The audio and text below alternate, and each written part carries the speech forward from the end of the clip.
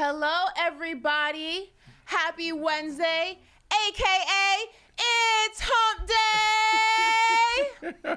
Where's my video? Mike. What day is it, Mike?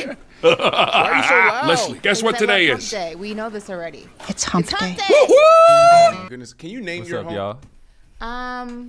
Name this hump. You do it? Are you gonna do this every Wednesday? I'm gonna name it Morty. Morty. Morty. Morty? Like Rick and Morty. His name is Morty. Morty. Are you gonna do this every Wednesday? Every Hump Day. Will you ever change up the video? No. So you're just gonna be super consistent. Super consistent. Morty and I are gonna roll deep. We're here. What's good, Hump Day, folks? I'm Ashley Nicole Moss, in case you didn't know. Next to me is hating ass Brandon Marshall. We have Woo Out West. We got BC in the booth. We got Mander Legend, the mystery that he. Oh, we got his hand today. Got a hand. Peace up, A-Town down. And we got JP Out West, aka the Voice of God. We gave him that nickname yesterday. So we got a full house in the building. I am running point. I am the point god today. It is Hump Day after all. We have a lot to get into. We have a lot of news of the day. We also have a legend joining us. Should we say it or should we keep it a surprise? Say it. Should we keep it a surprise? Who do we have, Brandon? We have LaDainian Tomlinson. LT. Excuse me, LT, the man who broke my heart. They should have had that picture, but with the Broncos in the back because he broke so many records against us. LT, the man. So we'll get into that. Brandon and him will trade war stories, all that fun stuff. But first, we are going to kick off the show with news of the day. And we're going to kick things off wishing a heavenly happy 45th birthday to Kobe Bean Bryant. Today is his birthday. Today he would have turned 45 years old. And I believe we have a video of singing the Team USA singing him happy birthday. So all right, here we go. Like I said, today is Kobe Bryant's 30th birthday, and we're going to sing happy birthday on 3. 1, 2, 3. Happy birthday to you. Happy birthday to you. Happy birthday, dear Kobe. Happy birthday to you.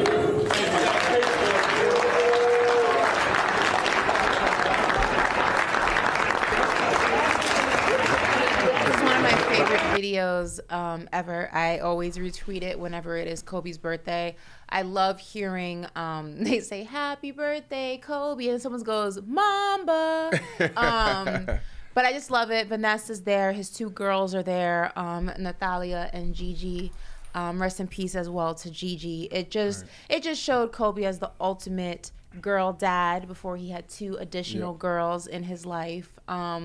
It never gets easier to wish Kobe a happy birthday with him not here. Tomorrow is Mamba Day, so we will go ahead and have a Mamba-centric show in his honor.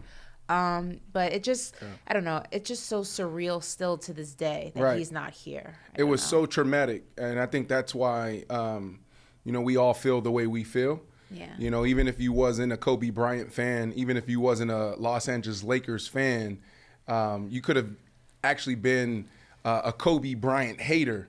But now you're passionate about Kobe and his legacy and what Vanessa's pushing forward because of how he went. I mean, so young and just a tragic situation. No, we know death is a part of the human experience, but we don't expect to go out like that, right? And I think that's why it's so tough. But listen, we always talk about LeBron James. We always talk about Michael Jordan. When's the last time, Ashley, you spent time looking at his career highlights and his awards? I know you may know some. Give me maybe 2. Give me 2 of his career highlights. Who are we talking about? Kobe Bryant. Bean. Kobe Bean Bryant.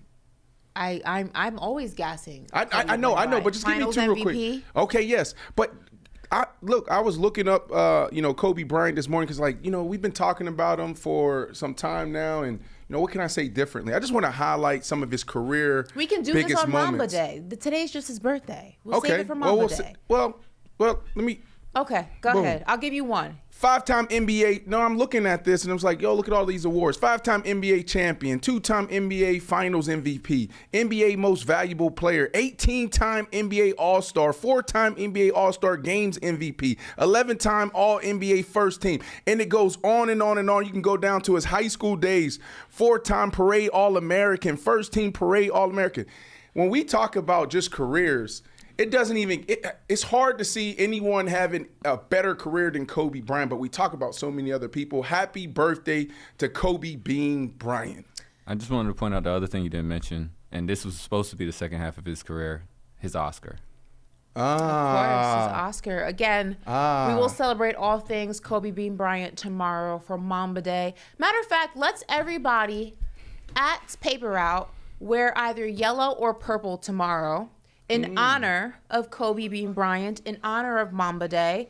So if you have yellow, rock yellow. If you have a Lakers jersey, rock a Lakers jersey. If you want to wear purple, wear purple. Yellow or purple. Let's go ahead and show some love to Mamba Day in that regard. I'm probably going to wear purple. It may be hard for me I don't feel like I tomorrow. have a tan enough to wear yellow. You're kind of wearing purple now, though.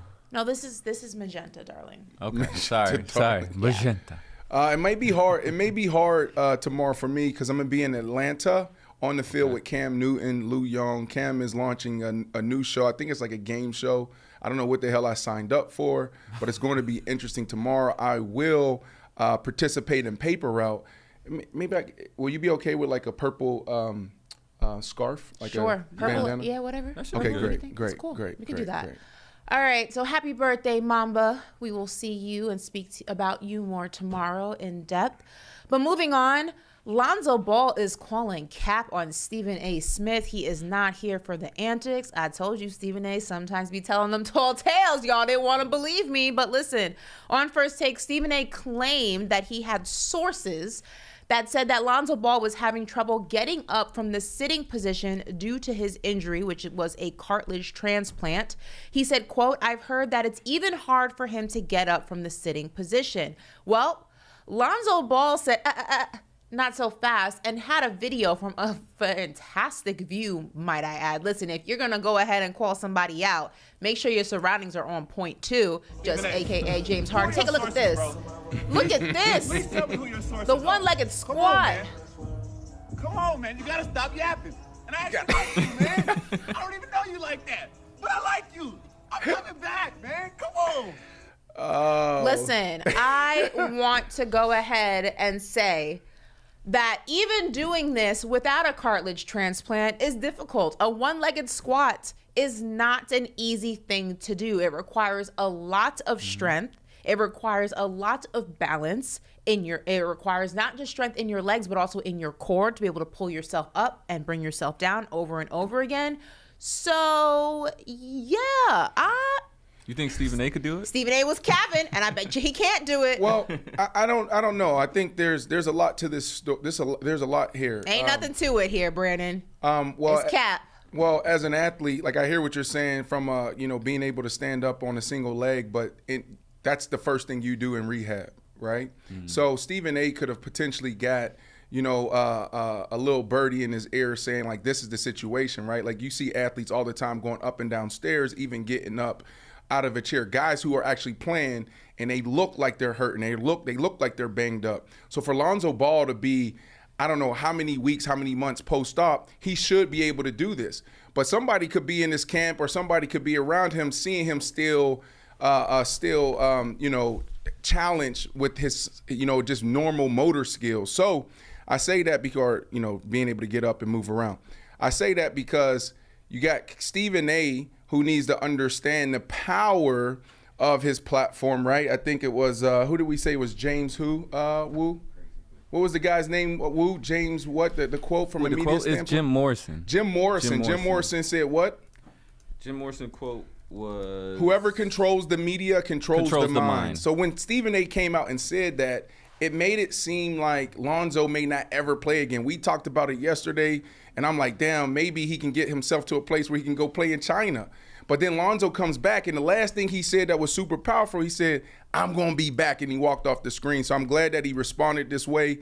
But I think there's validity on both sides. Cap, there's no validity. Stop sidestepping. Listen.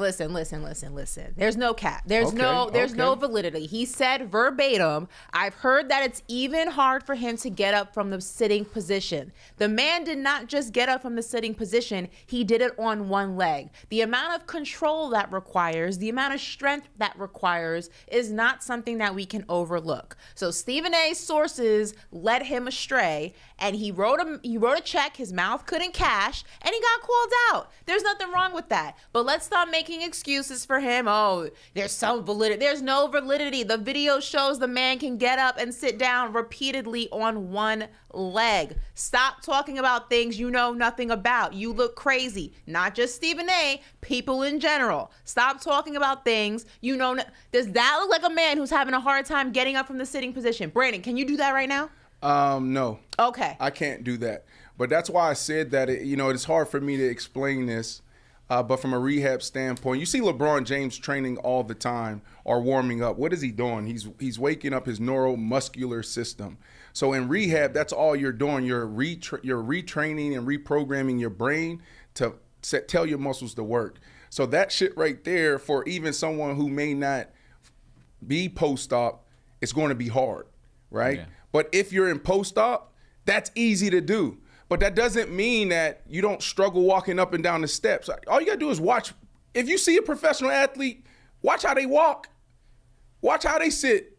It's tough. But in that type of controlled setting, that's easy. I'm just saying it from an athlete's perspective that's been there before. I can put myself in that controlled environment and make that look good. But doesn't mean that I'm not struggling. Stephen A came out and Stephen A said, the way he said it just made it seem like this dude was never going to play again. And that's my problem with Stephen A. The way he said it was the way he meant it. He said the man is having a hard time getting up from the sitting position. That implies that I will demonstrate for our viewers. That implies that Lonzo Ball can't do this, that he's having a hard time doing this. The man's going up and down. I can't even do that right now. I can't even do that on one leg. It's not the case. Stop it. Stop it. We don't believe you. What did Jay-Z say? We don't believe you. You need more people. Apparently, Stephen A had a response today on First Take. JP, somebody, if anybody can find me that response and we can address that. But listen, shout out to you, Lonzo. That's how. Now listen, it's all fun and games. Lonzo said, "Look, I love you, bro, but like, stop the cap." So it's not like there's any animosity. It's not like there's any beef or it's going to be turned into this whole thing. But it's just kind of like, See, this also shows the power. I'm not going to continue to go back and forth with Ashley Nicole Moss as a 13-year NFL vet on the rehab process and why you can manipulate any situation and make it look any certain way. But what I will say is this. This shows the power of platform for Lonzo Ball to be able to control his narrative and respond, because if he didn't do that, there was going to be people like myself, coming out here with these wild stories, talking about China and other things, and that would just go on and on and on. And then Stephen A, again, like the quote that we read, the people who control the media controls the mind. And we know what we're doing when we're in the media. We know the words that we're using, what it can do. Right? There's a lot of us yesterday that felt like Lonzo Ball was in ruins, right? So Stephen A. Smith had to come out today and change that narrative for himself, because he can lose a lot of credibility. This is 2 days in a row where Stephen A. Smith's talking about my sources, but everybody got sources. Everybody talked to people. But did you really sit down and really dive deep into what's really going on? Did you talk to his doctor, go through the rehab process with him? If you don't, you can't really speak on certain things. So I think Stephen A. Smith, there's a lot going on in this space. Stephen A. Smith, he has to evolve. So you're saying, he has to so evolve. What are you saying? Asia Wilson. Okay. Asia Wilson. Okay. You okay? I'm just wondering. I just want you to. I feel like. Can we get some sage? No. Nagin, you know what I don't. You know what I don't time out. Not time out. Is she not on one right now? Nah. I'm not. She's not going to have me do this. You know she is hype. Nagin, give me the sage. Bring the sage. You know what I don't like, Andrew? I am not going here with her today. You know what I don't like? I don't like. Brandon's always preaching authenticity. Brandon's always preaching tell it how it is. Brandon's always preaching keep it real. real. And this man is sidestepping the fact that Stephen A. went on national television and told a tall tale. Why can't you just say that? Bring the lighter, bring the sage. That is so crazy. I am so proud of myself right now. I've lost so much respect for you just now. It is crazy. No, because here's the thing, It's Ashley, what I'm trying to say is, crazy. and then we'll get into this maybe, what are we talking about later? Like some sage. There's one topic that we're talking about, and I may peel back some layers. Can you light this for me, please? Yeah. This is crazy. I'm peeling back the layers. What I don't want to do is come out here and say, and I try, because it's easy for me to say, look, I played in the NFL. I've been through this process a million times where my knee felt not exactly like that because I haven't gone through the same thing. And I can use my personal experience to actually put myself in Lonzo Ball's situation. We don't need the sage rule. I'm off it. No, It's cool. please, Sage, because Ashley is on one. I'm proud of myself because she cool. is. Please, Sage. Look, I just she's trying to take me today. I am not arguing with her today. I just genuinely just lost respect for you in this moment. I am That's saging. crazy. I am saging. Well, what you weren't doing, you weren't listening to me. I was listening to you. You came in with your own opinion, which is fine. I respect your opinion, but you didn't listen to what I was saying. I heard everything you said. Okay. That does not. So can you respect? So you lost respect for me today because of what I said. You think I'm capping? I don't feel like But you're capping. I just feel like if we're gonna we're always talking about holding people accountable and accountability. You don't feel that Stephen A. should be held accountable for saying something that is flat out not true? No, I do, but you didn't let me get there. You cut me off. You wanted to move on to Asia Wilson. Woo, what did we say? I asked what's the man's name. Tell the quote I was getting. She cut me off. Okay, go ahead. What's the quote? No, now she's. That's why I'm saging your ass right now. Go ahead. What was the quote and who was it? It was Jim Morrison, and the quote was, "Whoever controls the media controls the mind." So before I could even get there, you just went boom. You came in with the energy. So that's why I'm saging you right now. So I couldn't get there. You didn't let me get there. Because I'm looking at both sides of this. I don't know. I don't know what's going on with Lonzo. And then I don't know who Stephen A. spoke to. So I'm trying to, you know what I'm saying, see both sides and why. Why would Stephen A. come out here and just say that, right? I don't know. I haven't even talked to Stephen A. But I can understand you can have a source that maybe give you some bad information. That's why I was going to go to that quote, because you got to be careful when you have a platform like that. And when you talk about controlling media, when you think about sports media, I don't know if there's anyone bigger than Stephen A. You can't come out here and talk about, well, who did he call out the other day, yesterday? I was just thinking about it.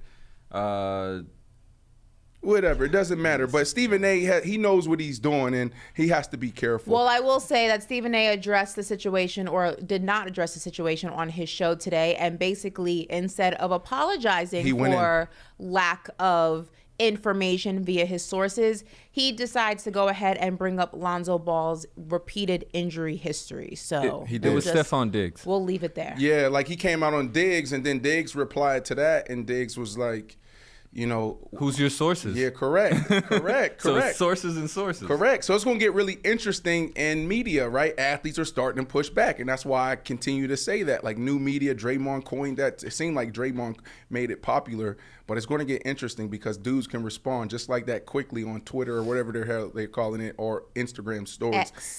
X, there you go. Anyway, can we move on now? We can You move feeling on. good? Look, you see what the sage did? Look, I was fine before that. I just feel like if we're gonna keep it a buck, we got to keep it a buck all the time. That's all. So you feel like I wasn't keeping it a buck? I think you were being a little, I get it. Stephen A's your boy or whatever. So like, I get it. No, whatever. I want to call Stephen A. out, because if I call Stephen A. out and he continues to look like this and athletes push back, where are they going to go? They're going to come sit with us.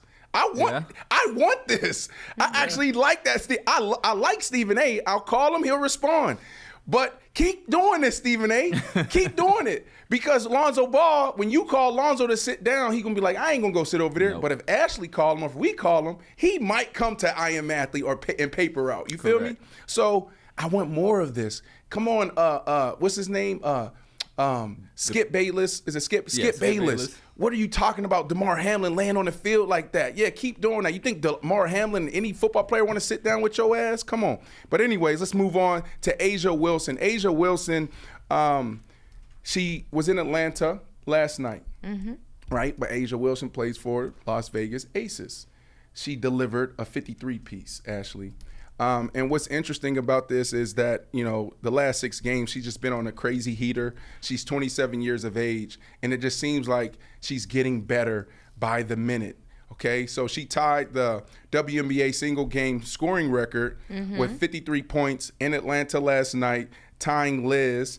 And also there's another player, Laquana, I believe. No, that's a different record. Yeah, So- well, she as far as dropping 50 in the, in the 50 game. is the third WNBA player in history to drop a 50-point game. Right. So this is big. You guys know, we're passionate about the WNBA and our players. We want to continue to highlight them and their amazing feats. I wish we had her on the show, but maybe she'll see this and maybe she'll say, you know what, I'm going to go vibe with Ashley and Brandon as long as the room is saged before. What is it, smudging? I'm smudging Ashley right now. She look at, sage works. Look at Ashley. She's like, It didn't work. It definitely worked. I was fine beforehand. Yeah.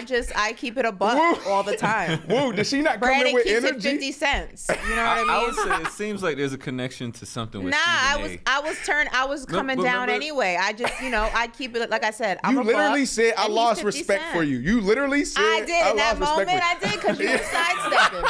I was not. were You didn't let me sidestepping. get there. You were side. Even Just- the chat says you were sidestepping. Just forget the chat right now. Okay. Can you admit though that the sage worked, please? No, because I wasn't like turned up to begin with. I was coming down. I was fine. I just Yes. I feel like it's something with Stephen A. Woo. Are you proud of me though? Because that's when usually that's an Ashley and Brandon moment right there. That could have went left. Yeah, you took it and saved How down was that the gonna I go? felt it. How was that gonna go left? How was gonna go left? Because I felt it. I was like, she's cutting me off. She's pushing me. She's pressing me. I was just saying. Brandon, you of all people should not talk about anybody cutting anybody off. Well, yeah, you're right. I'm getting better. I'm not getting better. Well, we have a chance today because we have LaDainian Tomlinson coming on in about 10 minutes. So let's see how many times I cut him off. Anyways, just to cap off the last news of the day, Asia Wilson, congratulations Congrats, on where girl. you're at. Some are saying even her teammate Kelsey Plum, excuse me, let me slow down here, that she's once in a generational talent. Facts. Okay, and she Facts. could potentially go down as one of the greatest, and she's probably already solidified herself in that conversation. But we got to continue to watch her. 27 years of age, two-time MVP, league Absolutely. MVP. In the last 6 games, she's averaging 31 points, 10 rebounds, and it's phenomenal. Yeah. There you go. We have time for one more news of the day story, and I hear Jerry Jones is not happy with his team. Yeah. What happened? Yeah, so Jerry Jones, right? Like we talked about it yesterday. The other day, yeah. When we were at Monday. Mm-hmm. So Monday at Brandstar, New Digs, news came out over the weekend. Not news, just clips came out over the weekend of Brandon Cooks, the newly acquired wide receivers for the Dallas Cowboys, was flying around his teammates and his team. It was Micah Parsons and Stephon Gilmore, the big-time cornerback. And like I said then, there's a lot of money on this flight. Jerry Jones responded yesterday by saying he wish he would have known because part-time pilots is not the way. Here he goes right here. Brandon Cooks taking Micah Parsons and Stephon Gilmore on a flight before the Seattle game. Boy, I'm glad I didn't know that was going on. Part-time pilots are not the way to go. And I agree with Jerry Jones. What accent is that? That's my Dallas. Oh, my well, Texas. Is it Jerry Texas. Jones from Arkansas? Same Yeah, I think thing. he's from What's the Arkansas, difference? right? What's the difference? I don't know. I've never been to Arkansas, so I don't know what the accent sounds like. But okay, sure. Probably the same. Okay. Oh, he was Because born you in got to Cali. think about Bill Clinton's from Arkansas, He is okay. That's a good point. right? And you hear some. I did not have sexual relations with I knew you were that gonna say that. I knew you were gonna use that line. It's like the only quote everyone knows. Anyway, so Jerry Jones responded, and actually what I was saying earlier, it's like there's a story later where I'm going to peel back some layers. And I'll be quick here. I'll try to be quick here. But I agree with Jerry Jones, right? Because it's like, man, health is wealth. And, we're in a war of attrition in the NFL. And this is a big deal when you talk about being in a plane with a co-pilot or part-time pilot, whatever, but it made me think. Jim Irsay came out a couple of weeks ago, and we all was like, what the hell are you saying? Remember, he sat down and met with Jonathan Taylor, and he told Jonathan Taylor, if I die tomorrow and if you're not in the NFL, the league moves on, nobody cares. So they're telling us how they think in that moment. we don't really care about the player because there's a pipeline of thousands of players that want to be in the NFL. You're replaceable. They cut Peyton Manning. They let Tom Brady go. Some of our biggest players, they cut, released, or said it's time to retire. So don't think that you're above the history of our leagues, right? So they're telling us how they think, okay? So now, if that's the case, right, players, stop trying to be friends with these leagues and these owners and the general managers when it's time to get your money, right? So, yeah, they care in this moment. Oh, my goodness, why are you up there flying in this plane? You're going to hurt our season. But if the plane went down, they're going to replace your ass right away. So, Ashley, I'm sorry to go so deep here because I know it's supposed to be like a little cool story, but it just made me think about the owner's mindset. So do you want them flying or not want them flying? I'm okay. And we talked about this Monday. I'm okay with them flying. Brandon Cook's flying if he has a pilot there that is experienced. Which I'm sure he has. Which we were trying to figure that out by looking at the video. But I'm sure he had a co-pilot. Hopefully he did. So I'm okay with this. And I'm okay with guys this is what you're supposed to do. This is an awesome story. Brandon Cooks, what the hell, you know how to fly a plane?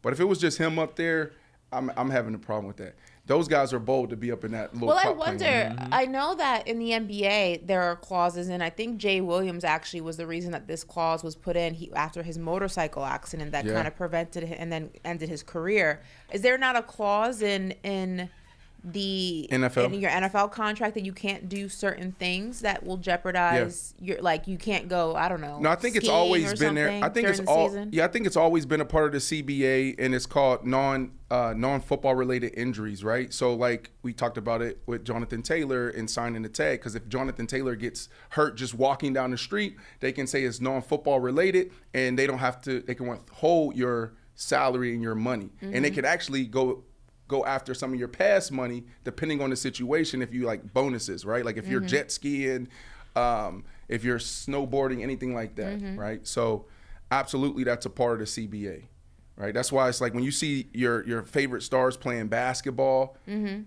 that's dangerous. Is it really? In the offseason, you're not allowed to do that? You can, but if you come down and you snap your ankle or you tear your ACL, they don't have to pay you. They can withhold your money. And that's the situation where, let's say we just gave you $20 million in bonus. They can go recoup some of that money.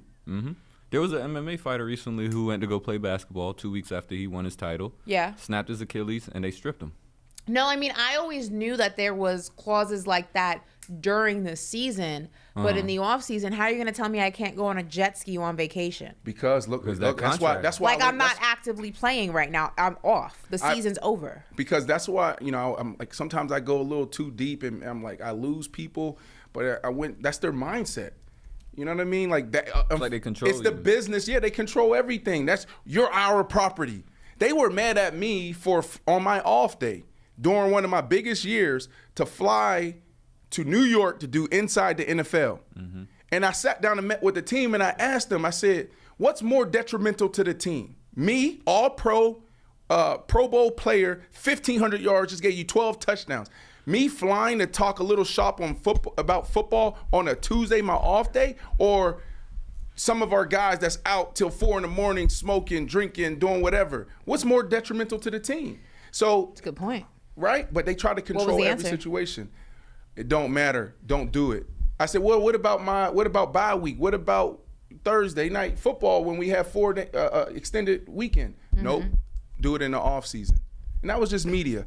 Talking about media, talking about ball, talking about football, we have one of the well, I can't. They almost got me. I'm contradicting myself. There's not a couple of goats. We're talking about one goat, right? And I don't know. Some may say that he is the best at his position, but it's a huge debate because there's been so many that came and graced just the amazing green grass, the football field, and so it's hard. But man, when you look at his career highlights, Ashley, it's almost like Kobe being Bryant. We talked about it. Kobe being Bryant. NFL most valuable player. How the hell did he do that at this position? This is the quarterback's position, but he did it in 2006. NFL Offensive Player of the Year, 3-time first-team All-Pro, 3-time second-team All-Pro, Walter Payton Man of the Year. There you go, LaDainian Tomlinson. Welcome to Paper Route with myself and Ashley Nicole Moss. How are you, brother?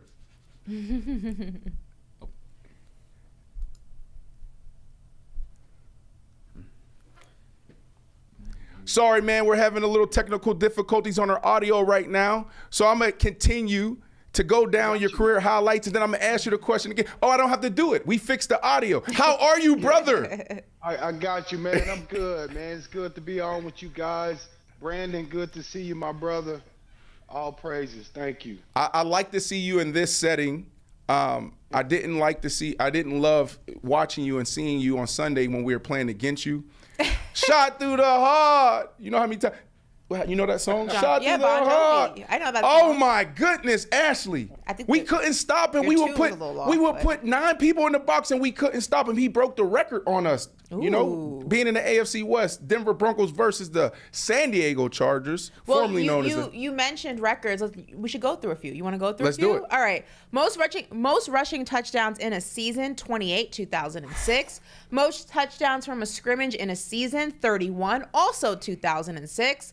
Most consecutive games with a touchdown, tied, 18. Most points scored in a single season, 186, also 2006. Oh my goodness. So let's start right there. When you think back on your career, what stands out the most? I like to score touchdowns, B. Honestly, when I think about just my entire career, man, even going back to Pop Warner, guys, the first time I ever touched the ball, I scored a touchdown. The first 2 times I ever touched the ball, I scored a touchdown. So I think it was just kind of in my nature. It was something about the red zone or the touchdown area that brought the best out of me. And, you know, it carried on throughout my career, man. So that was just a part of the way I did it, scoring touchdowns. That was me. That's a wild story, bro. My first year I played offensive line. I grew up in Pittsburgh. Yeah, and then the second year I was like, look, I'm a running back. And my first carry, I scored a touchdown. It was a 99-yard touchdown. We were backed up, and I took it the whole way. So maybe I got some of that greatness, that blood in my veins. But, you know, I can't even compare my career to your career. Just a legendary Hall of Fame career, obviously. What's going on with you, bro? You've been kind of quiet lately. You know, a couple days ago, you retired from broadcasting. Is this true? And if it is, why and what's next? Yeah, man, it is true. I mean, I did it for 10 years. And to be quite honest, I never planned on, getting in the broadcast world or doing anything like that after football. You know, my goal was to play 10 years in the National Football League and then get back to Texas and live a quiet life, honestly, and raise kids. That was my plan. I played 11 years in the National Football League. And then my agent, had a hunch at the end, was like, man, why don't you try to do television, for a number of years, however long you want to do it, just try it. And I thought about it, and I said, you know what, it will be a great transition from the field to continue to talk about the game, to be around the game, because like I know, B, having played this game, it's not easy to say goodbye to it. It's not easy to let it go, man.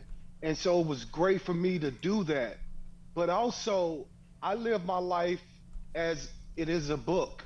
And you have to close chapters sometimes in your life. And football happened, I had to close that chapter. The same with broadcasting, had to close that chapter. Now, with that being said, I'm not saying I'm not going to be doing anything in the media. Traditional, football analysis, working for, a network. I retired from that. But you will see me again doing some stuff. Listen, before we dive into some football, I would be remiss. Brandon, this is right up Brandon's alley. I know he has a follow-up. Go ahead, Brandon. What is it? She know me. I know it. This is my work wife, LT. Yeah, so I like to get messy. So give us a scoop, anything. What are you going to do? Well, man, I started my own media company, honestly, and for me, at this point in my life, it's about creating my own content that I can put out there, and that's where I am. I'll just leave it at that. There will be some stuff coming soon from me creating my own content, but I think, listen, 10 years with the NFL Network has taught me a lot about television, taught me how to do television. I learned the ins and the outs of it. And so now I'm at the point where I feel like I'm ready to get out on my own and do my own thing. It's an exciting chapter. So let's dive into some football and let's talk about running backs. All right, a position you kind of know well. Listen, Josh Jacobs is holding out. Saquon, famously went through a whole saga with the Giants this offseason, ultimately not getting paid what a lot of fans think he deserves. Jonathan Taylor right now is actively seeking a trade. We're in a time where the running back position, when you speak to players, former players, they will not go ahead and negate the fact of how important the position is to the offense, how other players view the position. But when it comes to the decision makers, the front office, GMs, the organization as a whole, they are no longer valuing the running back position. Do you see that coming full circle and once again going back to the days of where guys like Ezekiel Elliott were being paid handsomely because they were such an intricate part of the offense? Or do you think that the league has changed and it's not going backwards? I can't say that it's not going to go back the other way, because I still believe if you have a transcendent type of player, a guy that you have to have on your team that demands, the attention, that's 25-30% of your offense, you're still going to find a way to pay that guy. Now, obviously, and I'm so tired of people saying, well, running backs, you don't win Super Bowls with them. You win Super Bowls with the guy that you draft in the 5th or 6th round. You know why that is? Because most of the great running backs go to horrible teams. I mean, think about it. They go to horrible teams, and they're the entire offense. Saquon has been that way. Josh Jacobs has been that way. You can go on and on talking about guys that have played in poor offenses.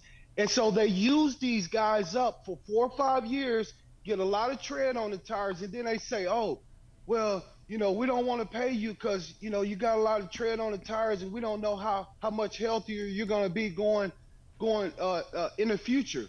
That makes no sense to me. And so that's what's really happening at the running back position, because Great point. If you go first round, they got you for 5 years. Yep. No questions about it. They got you for 5 years. And then they're going to franchise you 2 years, and now that's 7 years. We know the running back shelf life mostly is around 6 to 8 years. We know that. So this is what needs to happen. Short-term contracts for running backs. 2 years, 3 years max, okay? I think because then you can still have that annual value, $20 million a year. You can still have that guarantee contract if you're only doing 2 to 3 years at a time. And then I heard Stephen A. Smith say something that I totally agree with. They need to let certain running backs come out early after 2 years. Take the case of a guy like Jonathan Taylor. His first 2 years at Wisconsin, the guy went almost 2,000 yards in his freshman year, 300 carries, and did the same thing his sophomore year. Now, you telling me at that point he's not ready to be a pro? Come on, man. I love that. No. So those are some of the issues that's happening with the running back position. And it's going to take someone like Jonathan Taylor to say, you know what, I'm not playing. I'm not playing for this team. They don't want to pay me. I'm going to sit out and deal with the consequences at that point. No, all great points. And I wonder, what is your take then on a running back like a Christian McCaffrey, who has been uplifted for being able to be kind of a dual threat? He can run, but he can also go ahead and give you the same, or in some way the same game as a wide receiver when it comes to short passes, and people saying, well, that's a direction the position is going, and that's why he's gotten paid. What would your pushback be to that, and what do you think can be done to just stop the de-evaluation of running backs as a whole, as a position? Well, you made a great point. There's no pushback in terms of where the position is going, because I believe that. I believe football has become basketball on grass. You know, we're creating mismatches. We're stretching the field horizontally and vertically, you know, to create these mismatches for our wide receivers, our running backs, our skill players. That's what's going on. And the rules say so. The rules are catered for the offense to score. So I completely agree with you. If I'm a running back today, you better learn how to catch the ball. Seriously. You better learn how to run routes. You better be out there with the wide receivers like Brandon Marshall, learning how to run routes. Because that is where it's going. And if you want to get paid, that's what's going to have to – you're going to have that skill set moving forward. So there's no pushback on that front. LT, bro, you were awesome on the field, awesome off. 2006 Walter Payton Man of the Year award, right? So what that means is, you know, you have to learn how to be very diplomatic and work with other people. And so you were able to do that. When we're in these situations, contract disputes with organizations and our teams, you know, fans get upset, owners control the narrative, right? But this is a big moment in ball, not just at the running back position, because I heard someone say this a couple of days ago, and I don't remember who it was. But don't think this is a running back problem, because this year it's the running back. Next year it could be the kickers or the defensive ends, right? So the Jonathan Taylors out there and the Josh Jacobs who aren't in camp, seeking trades, seeking solutions, what do you advise them to do? Like, if you were in their situation, what would you tell? Like, what would you tell them? What would you do? Yeah, I think each situation is different. Okay, because I'm gonna go back to the Jonathan Taylor deal. He's 24 years old. Okay, so he really is starting to enter the prime of his career, and I think he's going about it the right way, trying to force a trade and get out of there, get somebody else to pay him. You know, which I don't understand why Indianapolis doesn't want to pay him. They're not paying a quarterback right now, so they have the money. You know, it makes no sense to me. But when you look at a guy like Josh Jacobs, Josh is a little bit older, so I get the point of, you know, his clock is ticking. So I get the point of the Raiders saying, well, okay, we're going to franchise you. Maybe we want to see it again. Now, if I'm Josh Jacobs, maybe I go do it again. I go do it again and prove that, hey, it wasn't a one-year fluke type of thing. I'm gonna come back and do it again for the $10 million. I think that's the, you know, the franchise tag number right now for running backs. And you know, you play it back next year after you done did it again and been an All-Pro again, because this is not gonna change, you know, for running backs, especially when you have a lot of tread on the tires and possibly injury histories. It's just that's the main thing that owners throw in your face. You talk to Brandon, you talk about when you're going through the contract negotiations with these owners and these organizations. That's the thing they bring up the most, is how many times you've been injured and the team couldn't rely on you, so they should devalue you a little bit. Right. And at that point, you got to play hardball if you're a running back and just call their bluff. Jonathan Taylor is doing. I feel like you guys have to be the toughest people when it comes to that boardroom and negotiations, because, you know, like you talked about that shelf life. Unfortunately, if you look into the numbers, those numbers, they're not in favor of the running back, unfortunately. You know, there's guys like yourself and Adrian Peterson that was able to extend into year 10 and 11. But other than that, it's far and few in between. That's why I say short-term contracts, bro. I love that solution. I mean, you know. So before we move on to other things, have you ever had any knockdown negotiations with the Chargers? How was it for you? Was it tough, or did they just stand up and just pay you? I would love to hear your experiences and how you handled, negotiations. No, I had a great negotiation with the Chargers. I really did. I mean, you know, at that time, we weren't paying a quarterback. You know, we had drafted Drew Brees. He came in with me. Doug Flutie was our current quarterback at that time. And my first 2 years were incredible. So I think it was after my third year, that offseason, we started to talk about a new contract. It went into training camp. And I kept practicing, and before you know it, we had came to an agreement during training camp going into my 4th season. But again, we weren't really paying anybody, so the negotiations weren't that hard. It wasn't that hard to get done. So yeah, I mean, it was, but that was an easy situation. Back then, they were still paying. Yeah, that's right. Running back. We were still getting paid. Brandon, I came into the league. My signing bonus was $10.5 million. Ooh, we know. Look where you're broadcasting out of a theater. The light, right? The light at the bottom. We know. Can't hide money. He said $10.5. Said respect me. Different times, man. Right.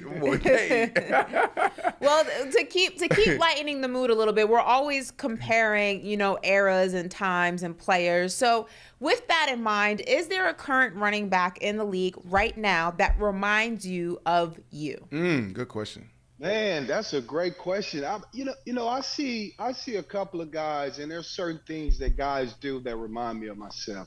I don't think there is one guy, but so like Saquon Barkley does things like his lateral quickness, when he gets to the hole and he's able to jump to the left or to the right, cut back. He does remind me of myself because I would do that quite often. That was like one of my patent moves, to jump cut.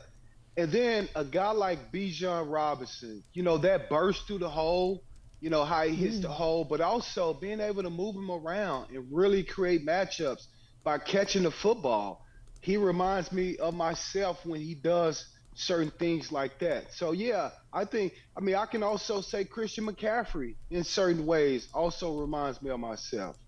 Do you have a top 5 current or? Current top 5? Yeah, current top 5. Ooh. And then we can get into maybe even all time. We got you here for a few more minutes. Let's dive into it. Yeah, man, I have a bro crush on Saquon, man.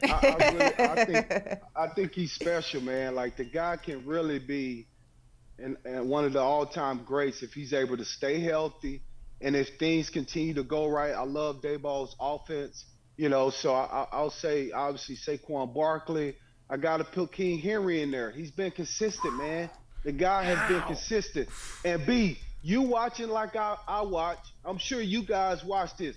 They don't want to hit that man. They don't. They do not want to hit that man. Right. You know what I'm saying? And we can see it. And he relishes that contact. He likes it. So I would say him, Christian McCaffrey. Yep. I'll just give you the top 3 current guys right there. That's it. Look, that's a solid 3, though. See that? But I talked about Walter Payton Man of the Year award, right? Like he said, my top 3. He don't want to piss nobody off. And all fairness, you did put him on the spot, so fairness, we trained to do this every day after practice. He got 20. LT had 20 cameras in front of him every day for 11 years. He trained for this. All-time list. Maybe this is a little easier for you, right? Yeah, so this is my all-time list. Like, these are the guys that, for me, impacted me the most, okay? Marshall Faulk, I had him at 5 there. And Marshall was a guy that came around when I was starting to enter, junior high school. I remember seeing him at San Diego State, that one Thursday night game, man, BYU. Marshall ripped them up. And I was like, man, who is this dude? He was doing it all, catching it, running it, the moves. Marshall Faulk had a huge influence on me from the pass game perspective, okay? And then number 4, obviously, Barry Sanders is, to me, if putting the ball in Barry Sanders' hands, he's the greatest ever. Like, if you just give him a handoff and just let him go, just don't do nothing else, just watch him. He's the greatest of all times in terms of running the football. He's special. Love Barry Sanders.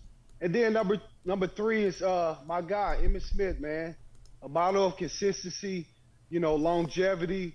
But not only that, Emmett had the greatest balance of any running back. It was really hard to knock Emmett off his balance. You can hit him, he would just bounce to another, hole and break another tackle and finish 5 or 6 yards down the field. And a very underrated catcher of the football as well. Number 2, my all-time favorite, Walter Payton. The reason I wanted to play the running back position, man, I remember being, 6, 7 years old, watching football with my dad, and the Chicago Bears in my house, they were always on in my house. And my pops, man, he would leave the room for a little while and come back and quiz me on what was going on in the game with Walter Payton.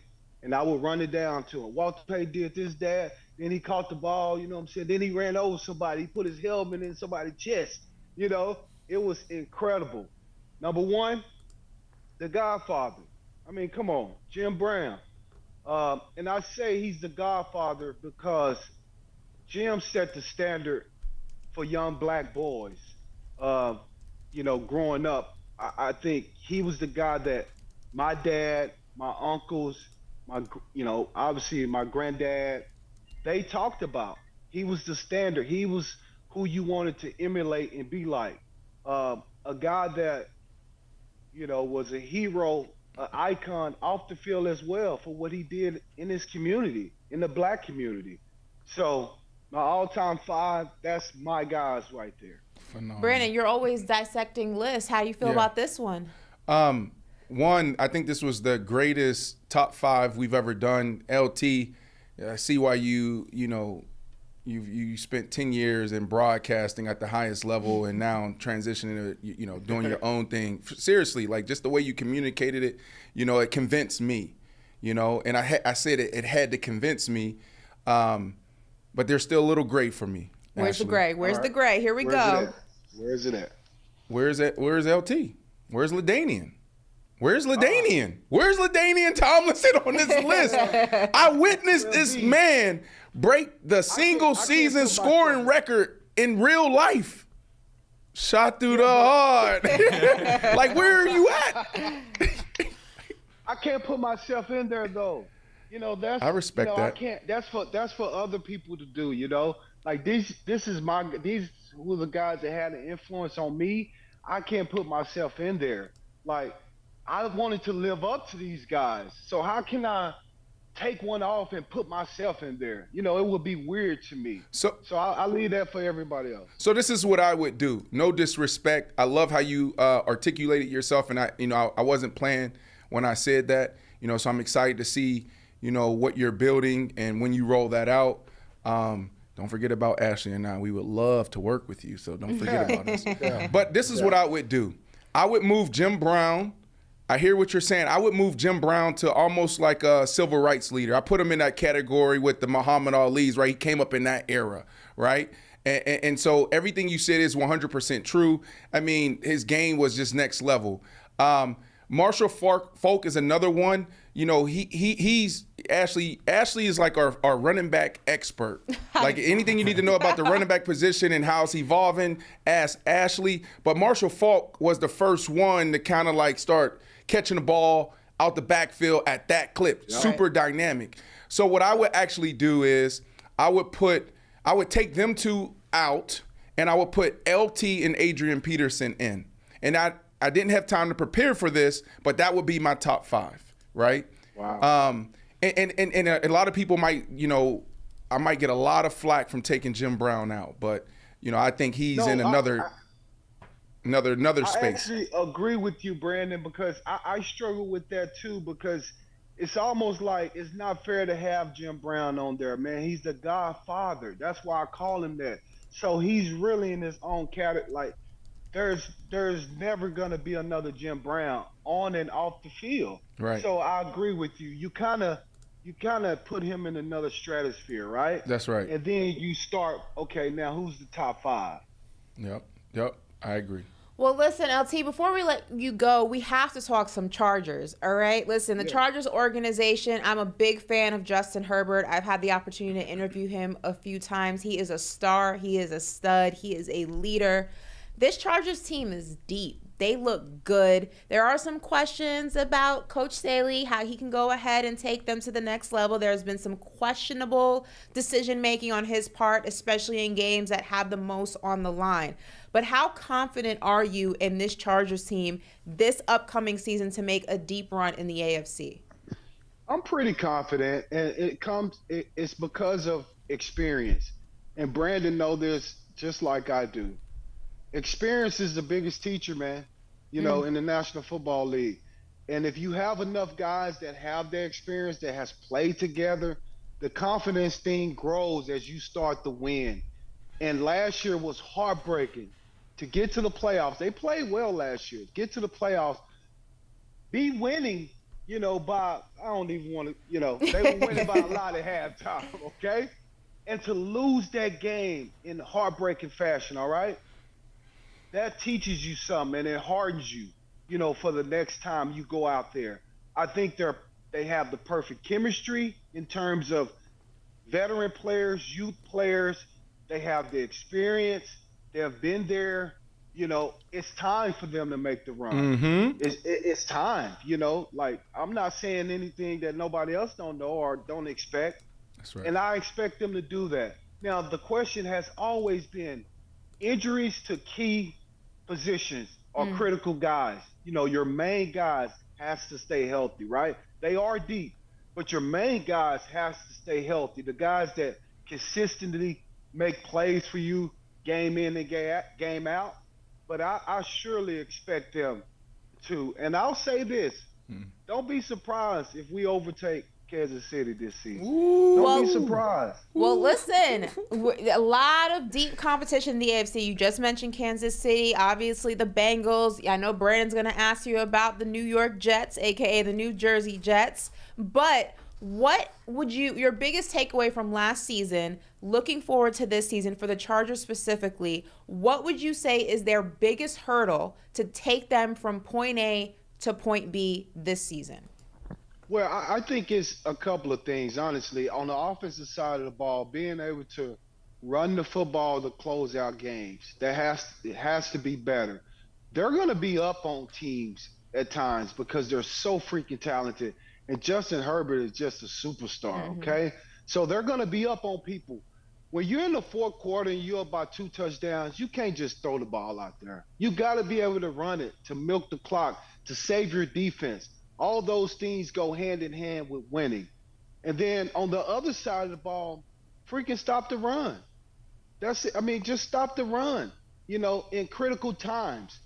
Their defense is so talented. We know that. They're going to be able to rush the passer. They're going to have great coverage. But in the interior of the defense, hasn't improved enough to be able to stop the run when you really need it. So how does the season end for them?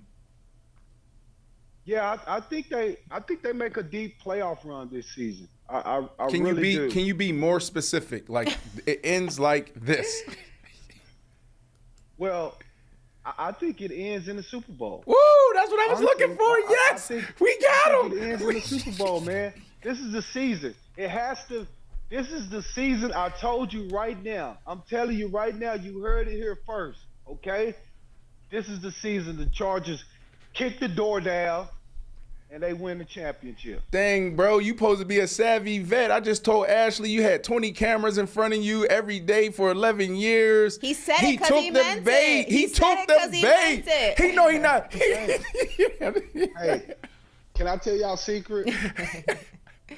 Please tell us. I work for the Chargers as well. Hey, you know what? You also used to work for my Jets, your Jets, right?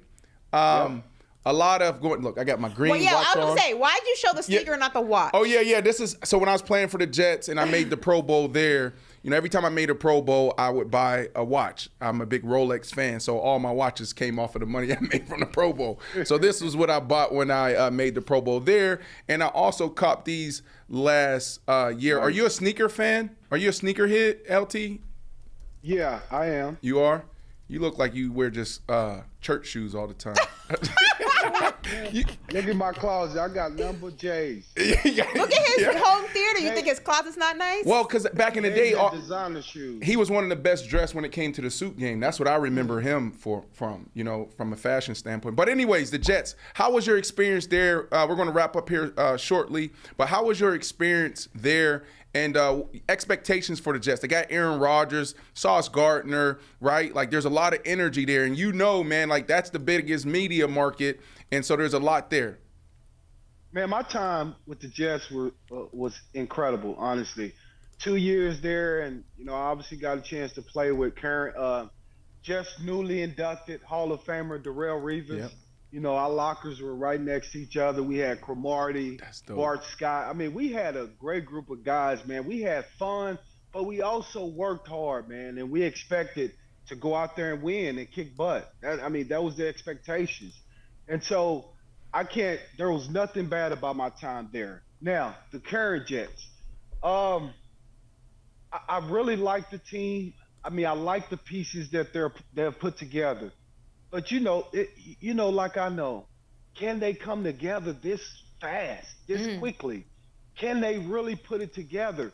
This may take a year or two, Breece Hall is an important piece to me. Is he going to be ready to be Breece Hall that we've seen in the past in the beginning of the season? I know they got Dalvin Cook, but Breece Hall changes things, man, in that, on that offense. So the defense, I expect them to be a lot better. Robert Saleh is one of the best defensive guys we have in the National Football League. This is his third season there now. Yep. I think they're going to be incredible on defense. But awesome. Offensively, I still have to see it be consistently. Because here's the thing. I'm a big Aaron Rodgers fan, but there were some things going on the last couple of years or the last year in Green Bay that just seemed off. Like the timing. Aaron looked a little, like he wasn't quite there all the time. Like the passion. That's what I want to say. The passion for the game had left him. That's right. And I'm going to tell you this. I know that feeling because my last year with the Chargers, I kind of felt like that. So can he get that back? Will that passion return? If it does, they'll make a run as well. AKA, he ain't buying your jet stock. I had to bite my tongue as you were talking about the new Jets, right? Because there's so much I could have pushed back on. Man, they're going to be in a Super Bowl. Hell, they may be in the AFC Championship against your Chargers. We might have to put something on the line there. I would love to see Chargers and Jets in the championship game. I know, and that's going to be tough for you because you had a great time with the Jets as well, and it seemed like that, but. No, man, Aaron Rodgers is him, but I had to bite my tongue because Ashley said I keep cutting. Everybody knows I have a challenge. I have a disorder of cutting people off. That's a disorder? Yeah, I think so. It's the Brandon disorder. Got it. Okay. Right? Not making fun or light of anybody maybe struggling with mental health because, we're passionate about that. But that's a thing for me. I didn't cut LT off at all today, Ashley. Well done, Brandon. Well done. Bro. Thank you so much. I think we went over 12 minutes, and just to have you here for 32 minutes is a big deal, right? Like, for sure. Time is money, and that's the money, man. You heard what he said. Signing bonus was 10.5. You want LT, they're going 100,000 to come out the crib. But, bro, thank you so much, man. And, anything you need from us, please, we would, we're here. Obviously, you don't need much, but and we would love to have you back in the future. Anything in the future, we're about running backs and NFL and business. Can we call you back maybe once? Can we get maybe one more, maybe before the year's over? Man. Okay. Hey, man, absolutely. Let's check in like midway through the season so we can talk chop again. All right, man. Appreciate you, bro. Bye. All right. Thank you, guys. It was a pleasure. Man, golly. That's awesome. Yeah, for sure. What was your favorite part of that combo before we go to break? Just listening. I think I said this last time when it's we nice to listen, right? I'm about to sage you again. Smudging her. You know what? It was that. I think the smudging of Ashley put me in a nice state to listen. And maybe I need to do this before every interview so I don't cut people off. You put that on me. Okay, sure. Deflecting. Sure. No, Ashley, when I say listening, what I'm referring to as is I love vet talk. Yeah. You know what I mean? Just to hear their stories. Really do. Mm-hmm. Just the banter. That's back in the locker room. Even like how I communicate with him is different than how I would communicate with anyone outside of football. Mm-hmm. It's like, come on, LT, you know what I mean? That's like locker room. So do I miss the game? I don't. I'm miss fulfilled. That part of it? I miss that. I missed that. What about you? What was your favorite part? I loved hearing him talk about running backs. And I know it was just like when we spoke to Thomas Davis, I loved his Eric Bieniemy story and hearing his perspective from someone who comes from a different era about, his coaching style. I love to hear from an actual running back from a different era about the state of running backs now. And listen, LT was passionate about it. That's going to be a great clip when we put that out. But it was really interesting to hear what his alternative would be to the longevity of the position. Great solution. But it was also interesting to hear that he does not push back against the fact that the running back position has to evolve. And that's what we're always talking about here on this show is, listen, traditional running backs, that workhorse that just goes ahead and powers through those holes is not enough anymore, especially in a league that's a pass-first league. You need to be able to catch the football. And hearing a running back who was paid handsomely when they were paying running backs say, look, you got to adjust, you got to evolve, was definitely a really cool thing to hear him say. I loved his solutions. Great solution. Great solutions. Before we go to break, Ashley, you lit up when you heard his top 5, and you asked me the question, did I see anything? But you lit up when you saw Emmett Smith. I did. I love Emmett. Cool story, real quick. I got to interview Emmett Smith. I've told this story. I've only been starstruck twice during interviews. One was Pat Riley when I interviewed him, just because he has this Godfather aura about him. Like, he walked in very debonair with a suit, his hair slicked back, looked like a tan fresh off the French Riviera. He smelled like money. I was like, oh my God, it's Pat Riley in front of me. And Emmett Smith, obviously, you guys know I'm a diehard Cowboys fan, and I would hear the stories of my dad telling about Emmett Smith. Emmett's his guy. And he was so nice and so welcoming and so warm when I interviewed him. It was LA Super Bowl. And I actually brought with me, I put it in a plastic bag on my carry-on because my dad was like, don't lose this or don't come home. It was Emmett Smith's jersey throwback when Reebok still used to make them. It had the holes in it. And I brought it with me. You know those little like holes, the mesh. The mesh. There we go, the mesh. And I brought it with me, knowing that Emmett Smith was on our list of interviewees that day. And after the interview, I said, Emmett, like, my dad is a huge Cowboys fan. Would you mind signing this for him so I can bring this home? It would make his year. Right. And he was like, of course, I got you. And he's signing it. And now it hangs in the dining room, the living room, dining room area of our house in a frame. The only jersey on the wall is a signed Emmett Smith one. That's dope. That's dope. This year, we're going to add more because I think this is going to be a legendary year for you and your family, Mr. Jeff. / Moss. We got to figure out that middle name. And also the Dallas Cowboys. So I was thinking it's going to be fun. But you know what's cool, Brandon? I just realized I've interviewed four of the major players from the 90s Cowboys. Deion Sanders, when we were at Arizona. Yep. Troy Aikman, he was on Paper Route. Michael Irvin, I interviewed at Sports Illustrated. Emmett Smith, I interviewed at Sports Illustrated. So very cool. I got all of them. Awesome. I got them all. Is there anybody else? Do you want to get Jerry Jones? Do you want to get who else was on that team? Jerry would be cool, but I mean, I feel like I got my guys. You got your guys? Okay. Four of the guys. Well, I would say this. I'm glad that Emmett Smith got that type of experience with you, right? When you interviewed him and he approached you, because I didn't get that. I got the opposite. Yo, woo. I walked up. It was me. It was Bonnie and somebody else. This before I really even knew Ashley. Oh, we're this before the interview. SI. Super Bowl? Super Bowl. It was Radio LA. Row, LA. LA. Look, I walk up and, you hit all these stations. So I'm tired too. I walk up and they're like, Ashley, we got Brandon Marshall here. She's sitting down just like she's sitting now. She's like, okay. That is so not true. Yes, you did. You had the biggest attitude I have ever. the video on my phone. I said, hi, how are you? I even complimented your wife's handbag. I said, I love your bag. That is not even true. I said, you dress nice. I said, I like your fit. We had a nice conversation. It was longer than you even had time for. You are not about to put me on blast on this set. That is not true. And there it is again. I will not take it. Ashley Nicole Moss invalidates my feelings again. When we come back, Ashley, we're talking about what? We're going to talk Chris Jones. He says he will sit out until, Brandon, week 8. Ooh, a lot of money. That's a whole lot of cash. And we're also going to talk Reggie Bush, who was on I Am Athlete. Yep. He is suing the NCAA for defamation. He wants his money back, and he wants it quickly. So we'll touch that. Okay. And I hope you like mustard and mayo, because we're going to be talking some condiments as well. I like one of them. Oh, we'll find out which one after the break. Listen, when I think of you, I think of a pioneer in the direct relationship between hip hop and sports. I mean, I go back to the Allen Iverson commercial, Reebok. I feel like that was the jumpstart of that relationship in terms of the business aspect. Obviously, hip hop artists were always rocking with athletes, and athletes were always rocking with hip hop artists, but it was the first time we saw it on the screen like that. It was the first time we saw it in a commercial revenue space.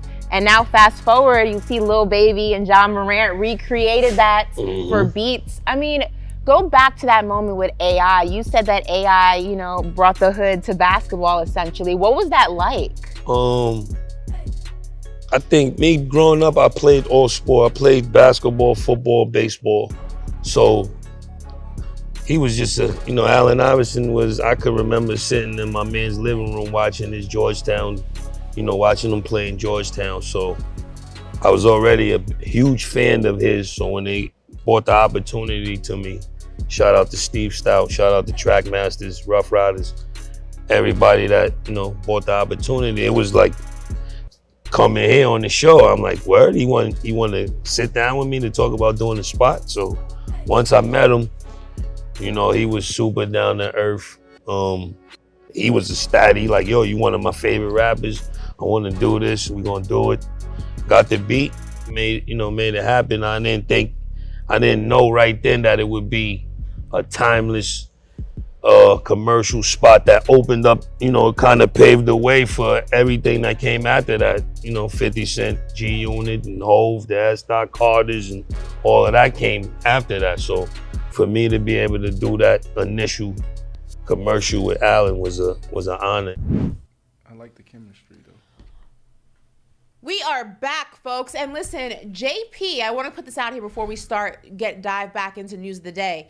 JP was present. He was one of my producers at Sports Illustrated during the time of the event that Brandon claims that I was rude to him, and he says, quote, that never happened. Hold on, JP, is JP's audio available today? Please. It should be on. If you're available, JP, please explain. JP, are you there? The voice Brandon, of God. That's not how the story went, and you know that's Ooh. not how Ooh. You should start smudging yourself, good sir.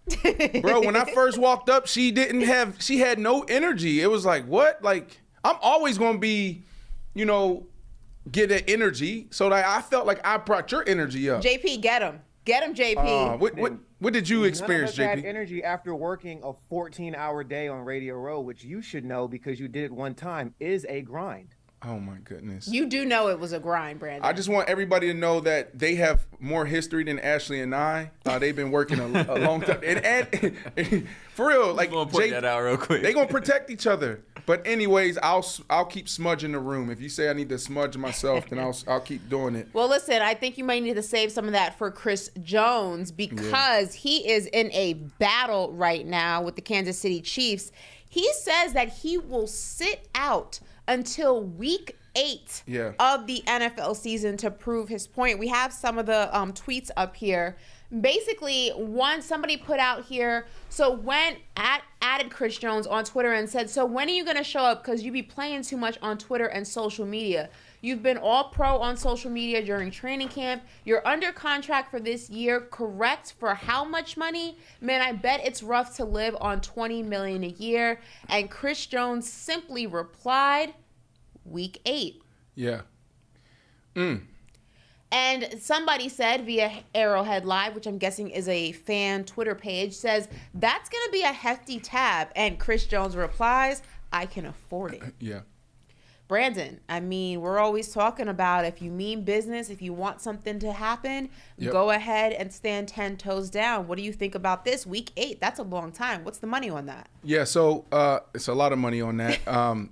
We just had LT on, right. Love Vet Talk. One of the things that he said is every case is different when we were talking about the running back position. So I'm about all guys getting their money. I'm about guys pushing their brands forward. But in this case, right, if what he's asking for is true, then I think he is wrong. Okay. If he's asking for $30 million a year, then he's wrong, right? Because you have who sitting there? Aaron Donald is due to make 31. Now, quickly respond to this little tweet. Can he afford it? Yeah, he can afford it. He has one more year left on his deal, due to make $20 million. I do believe that he deserves a contract and an extension. The Chiefs believe he deserves a contract and an extension. They want to give him an extension. And Ashley, I don't know this. I'm not an insider, not that type of insider. I haven't talked to him. I haven't talked to anybody involved. So I don't know if what he's asking is true.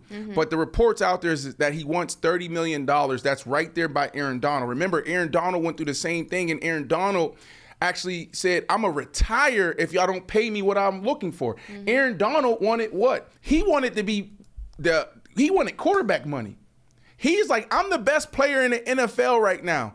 Give me my money. And my money needs to be up there with Aaron Rodgers, Russell Wilson, et cetera, et cetera, et cetera. He had to do this whole little dance with them. And then he still fell short, and he got his $30 million. So now when you look at Aaron Donald and Chris Jones, Ashley, you got to go to what? You got to go to the work, the body of work. So in the first 7 years, that Chris Jones going to his 8th year, so what has he done? Dominated. He's a beast. He's one of the best in the business. Will he go down as one of the, greatest ever? Potentially, maybe top 15. I don't know. There's a lot of amazing defensive alignment out there. But right now in this era, he is one of the best. But through 7 years, he had 65 sacks. And Aaron Donald had how many? 85. So that's a huge margin right there. You know what I'm saying? That's all it's about. It's about production. Aaron Donald's a totally different human being. He's a totally different animal. He's a totally different player. You can't put yourself in that category. Same thing we were talking with LT when it came to Jim Brown. Like, Jim Brown's like, yeah, he's a running back, but like, let's take him out. Let's put him somewhere else. Like, what he did for the game and how he pushed it forward, like, no one would ever do that again. And so, like, that's my challenge, Ashley, with this situation. I want him paid. Right. I want him back in camp as soon as possible, right? Because they have an opportunity to be a dynasty. And they don't need him, but he makes it so much easier. They don't him. No, because you got Patrick Mahomes. Patrick Mahomes. Wow. Patrick Mahomes went out there with who? At the wide receiver position. Oh, my goodness. Patrick Mahomes lost Tyreek Hill. And what did he do? He still found a way. Yep. So Chris Jones is like that. But Patrick Mahomes do not need Chris Jones to go back to back. I got to push back on that a little bit. We're talking about right now. Before I sage you. 4 years, $80 million. 4 years, $80 million is the current contract that he's on, right? Yep.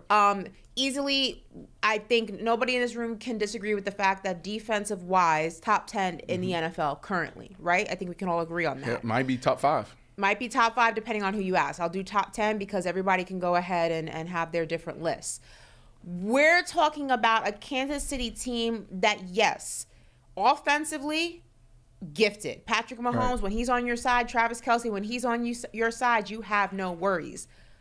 But we're talking about a Kansas City team that won the Super Bowl, a lot of people will say this time, on the strength of the what?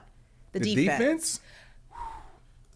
Well, if the defense does not show up, the Kansas City Chiefs do not win the Super Bowl. Is that a fair assessment to make? It was despite Kansas. You have an argument there. Patrick Mahomes, was just he wasn't amazing. He wasn't spectacular. Right. So it was a team effort. This time around, there's an argument there, Ashley. So the defense does not do their job. They don't show up. There's a good chance that Kansas City's not hoisting that Lombardi. With that said, knowing that, looking around the league, especially in the AFC, you had the Jets, top 5 defense in the NFL. Yep. You have Kansas City, I would say not top 5, but they have a nice solid defense. A lot of the teams in the AFC defensively are gifted. Yep. Are you willing to play a game of chicken with one of your best defensive tackle, one of your probably your best defensive player, in order to not pay him? You're willing to say they don't need him. Yeah. I think that's far-fetched. Yeah, absolutely. Because like Patrick Mahomes is just different. Andy Reid is just different. Will do me a quick favor before I respond to Ashley. Can you look at the last year they won the Super Bowl? What year was that? Please tell. Kansas City? Yeah, Kansas City. 2022. No, before that. Oh, before that? Ashley, think about Bill Belichick was in the same situation. Richard Seymour was probably he was a top 10 defensive player. And listen, I'm just throwing that out there because I didn't do any work, so I can't Jason Taylor was there, Darrell Reed. There were so many guys that were around in that era, but Richard Seymour will be. I think he just made the Hall of Fame not too long ago, or he's going into the Hall. He will go into the Hall if he hasn't already. But that's another thing I need to fact check. He is in the Hall of Fame. He's in the Hall of Fame. He gave him up. He went to the Oakland Raiders. Okay. Why did he do that? Because he had Tom Brady. So that's the blueprint. That's the easy answer.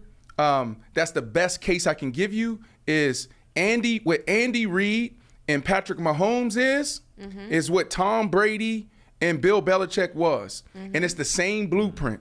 Yo, Tyreek Hill, don't need you. I got Patrick Mahomes. Yo, Chris Jones, don't need you. I got Patrick Mahomes. I think Tyreek Hill, you can make more of an argument for than you can Chris Jones. Offensively, when you have Patrick Mahomes, you don't need much of anything. You need him to have one or two guys he can rely on. He is magic. He will make the rest happen. I can't push back on that. But we are talking defense. Yep. We are talking a part of the game that we have seen can either make or break the outcome of a game. We're talking about the dynasty that is the Kansas City Chiefs. If you were trying to remain a dynasty, why would you play around with your best defensive player? And again, he's not the only aspect of that defense. The defense as a whole has to go ahead and work together. But he is the best defensive. And what are you saving the money for? Patrick Mahomes. He already got paid. No. He's about to get paid again. That's part of the reason too. We want to pay you, but we got to go redo this contract. Patrick Mahomes is grossly underpaid now that you saw Lamar Jackson go back to the table. Justin Herbert go back to the table. He's not grossly underpaid for $500 million. Jalen Hurts go. No, Ashley, I'm talking about the average per year. He gave him a team-friendly deal, a really good team-friendly deal. So really quickly here, Ashley, they do this. They're the experts. Like we study it. You're so funny. But think about this.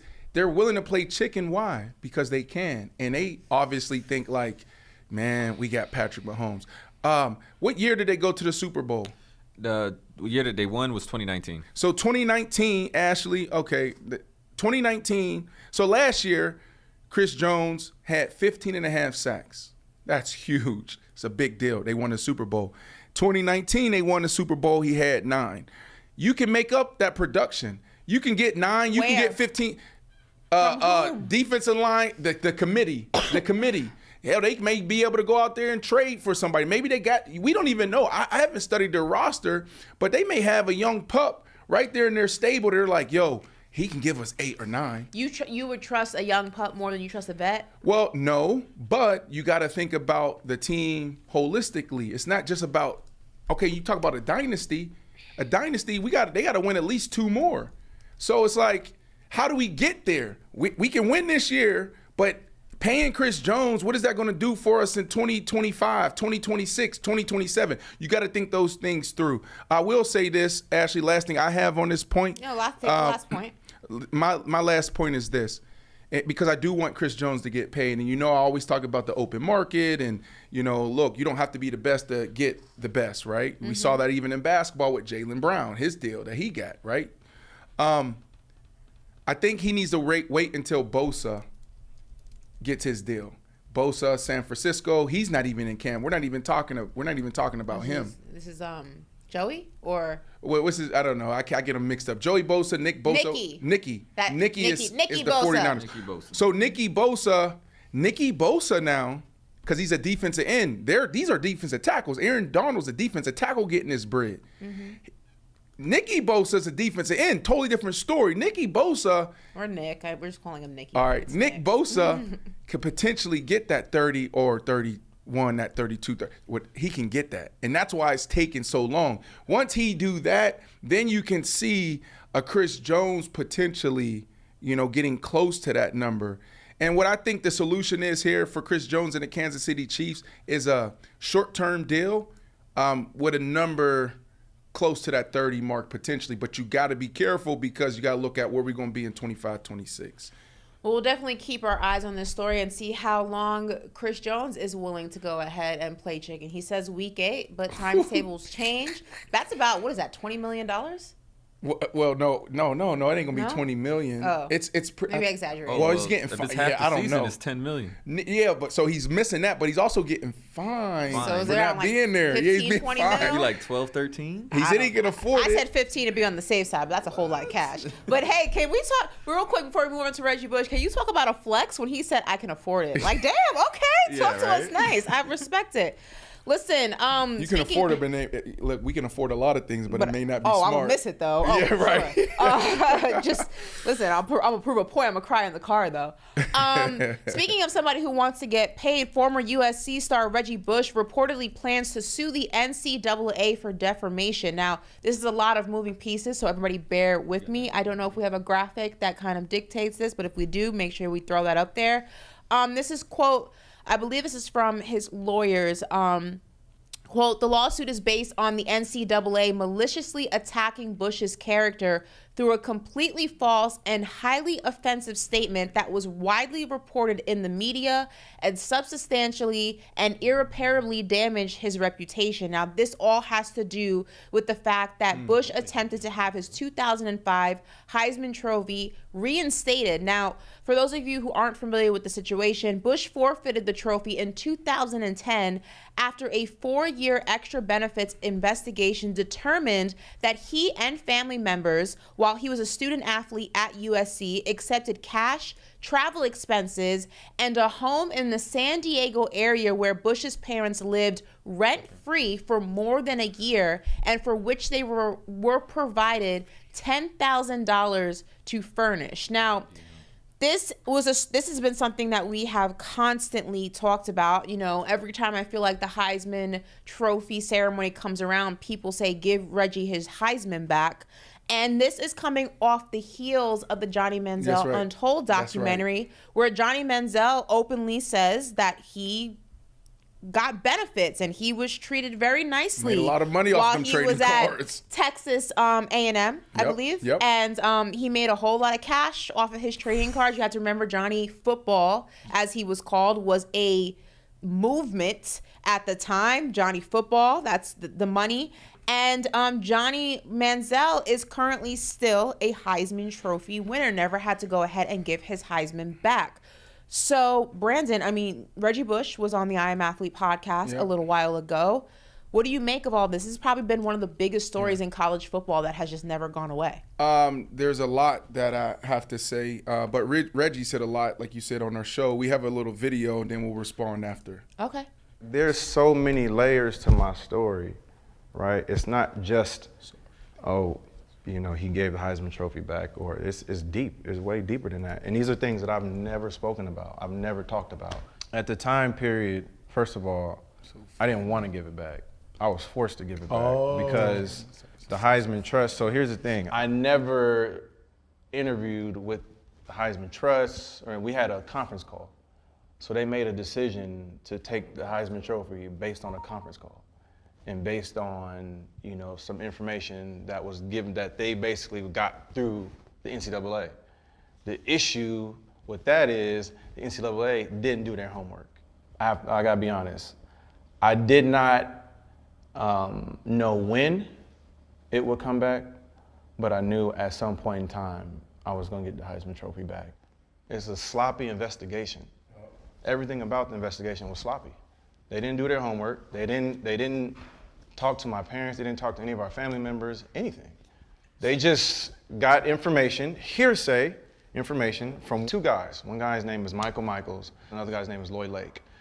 Both these guys are convicted felons, and the NCAA did not care to check their police record, did not care to put any value to the fact that maybe these dudes are trying to blackmail us. One of the dudes, Lloyd Lake, got a police record as long as the Cheesecake Factory menu. Goddamn, he beat me. Sorry, that last That point is a long menu, though. Listen, yeah, right. Menu.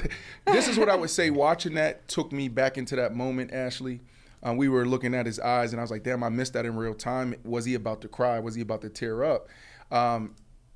In that interview, that conversation, what I felt from Reggie was that this is extremely sensitive still to him. It hurts. It's painful, right? And we pressed him. You know, that's what I love about this forum. I love about this setting, like athletes sitting down with athletes, because you can have that type of banter. And we did it in a funny way where I don't know if it was Shady, or I think it probably was Shady being Shady. But Shady's like, yo, bruh, so you ain't take no money, right? And Shady was like, I remember you picking me up. Yeah. He's like, I remember you picking me up on my visit in the Benz. What you talking about, right? Nothing. And so he stood on on what he's been saying.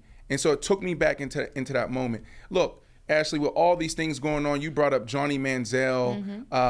Who did everything they alleged that. This is what I would say. The NCAA need to sue them their damn self. Y'all been taking advantage of young kids for how many decades? Y'all been making billions for how many decades? Come on, man. Even these coaches, y'all coaches been making millions of dollars for how many decades?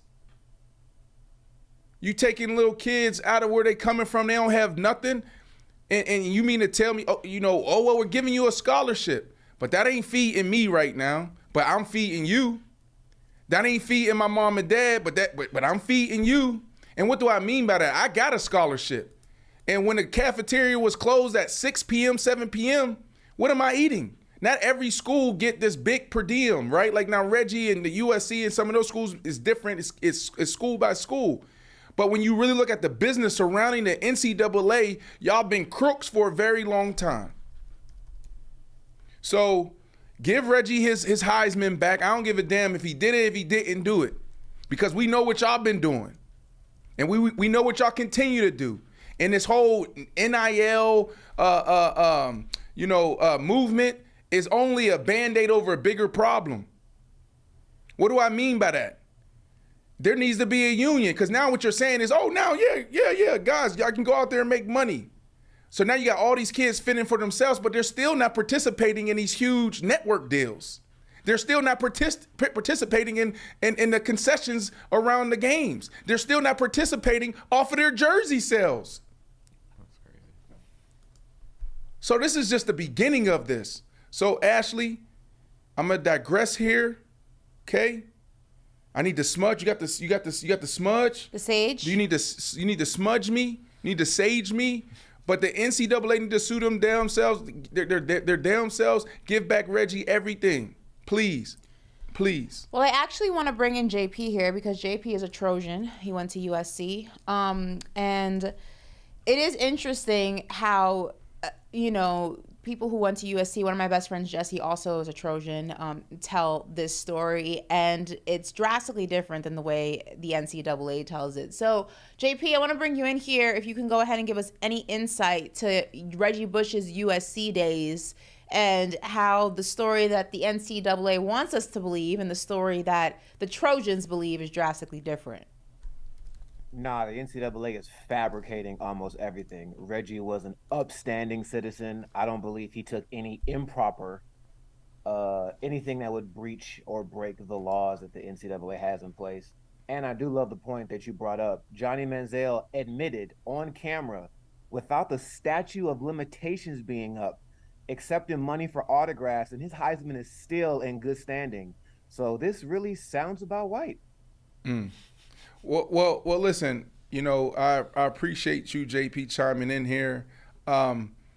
You're closer to this than Ashley and I, it seems like. What's the outcome here? What do you think? What are you predicting here? The main thing he wants is to have his Heisman reinstated. It's kind of embarrassing when you're in the facilities at USC that him and OJ's cases are just empty, but they're sitting there, and it's kind of rude and disrespectful. Suing the NCAA gets him one step closer to having his actual Heisman reinstated, and I believe there's a good chance it'll happen. It's actually insane when you hear that, and you hear that Reggie Bush, who is being accused of taking money and all these things that there wasn't really a abundant amount or any proof to go ahead and determine that, has his Heisman case empty at USC along with O.J. Simpson. Just put that into perspective. Right. Reggie Bush and O.J. Simpson. It is a drastic fall off between what the crime does not fit the punishment for one of these guys. And I think we all know which one it is. At least I hope we do. Defund the NCAA. Okay, Kanye. We are gonna go ahead. We're gonna go ahead and end on a fun note, on a high note. We're gonna talk some condiments. You know, what's your favorite condiment, Brandon? Hot sauce. Hot sauce? I like hot sauce too. Tabasco right now. I grew up on the red hot, the Louisiana stuff, but for some reason over the last couple of years, Tabasco. Do I got Tabasco in my bag right there? Because I'm trying to get Tabasco to holler at me. You getting Tommy Hilfiger, and I'm trying to get Tabasco. I got hot sauce in my bag swag. That's a Beyonce line. I like hot sauce. I'm a big honey mustard girl. Honey mustard? I like honey mustard. I love honey mustard. I will put honey mustard on almost anything. I like honey mustard. I do. I love honey mustard. I've loved honey mustard since I was a little girl. Any variation of it. Chick-fil-A, I consider honey mustard. I like the spicy honey mustard, the regular honey mustard. Like, what's the weirdest thing? What's the weirdest combination that you had, like, with your honey mustard and what? You put your honey mustard on what? I dipped honey mustard in pizza and honey mustard. Is that weird? No. No? Some people do ranch, but I do honey mustard. Is that weird? Right? Looking at me like that. Is that weird? It's common in Caribbean culture. I like honey mustard. Can you hand me my bag, Woo? Yeah. Well, listen, speaking of mustard, Bijan Robinson, you have some news. He's getting into the more game? News. Yeah. So what's happening here? JP, can you jump in here and talk to us about this Bijan Robinson thing? Because it's interesting. Now, I approve of this one. I got to say this. I approve of this one. This dude was a high first-round draft pick. He's coming to camp. He is the starter, the clear-cut starter. We know that. Hell, he may win Rookie of the Year. He is the favorite right now. Not my favorite. Y'all know who my favorite is. You know who it is? It's out in the D. Deuce Vaughn. Deuce Vaughn. There you go. Yes. Okay. And also, he's already balling. Look what he did in practice, chopping people up. He goes in a game. His first carry is super saucy. So, like, well, this is perfect. I like this. Sauce. So JP can, like, you know, a guy getting his money at the right time, pushing his brand for. Is there anything that you can elaborate on? I'm just excited that he's monetizing off of Dijon and Dijon. Alliteration is always key, so I'm proud of him there. And I hope this turns out better than the next condiment topic that we're getting to. Well, listen, Bijan Robinson has officially launched. Wait, don't press play yet. Bijan Robinson has officially launched his own mustard. It's called Bijan Mustardson. So we have the commercial here. Take a look. This is funny. Ready!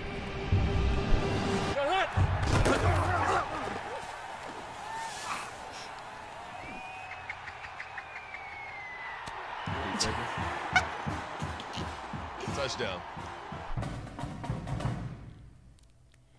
It's like a touchdown in your mouth. Listen, this is going to work. We saw Do you like this. that slogan? No. You don't like it? No. It's I don't like any of your slogans. That's not mine. It was his slogan. Yeah, but okay. It's like a touchdown in your mouth. I didn't make that up. I'm just reading what the commercial said. So you don't like the slogan? No, I don't love the slogan, but it works. It works because when you do things like this, you're playing into like the corniness of it, right? Mm-hmm. And so I do like this for him. But I don't like it for the next guy, Ashley. But we've seen this with athletes before. Sauce Gardner and what he did with Buffalo Wild Wings. That's a big deal. I didn't love the campaign around that. He had they did it, Sports Illustrated. It was your ex-employer. Oh, when they dipped him in the sauce? And I ain't like that. We were debating what that looked like. I ain't like that at all. Would you buy Bijan Mustardson? I would try it.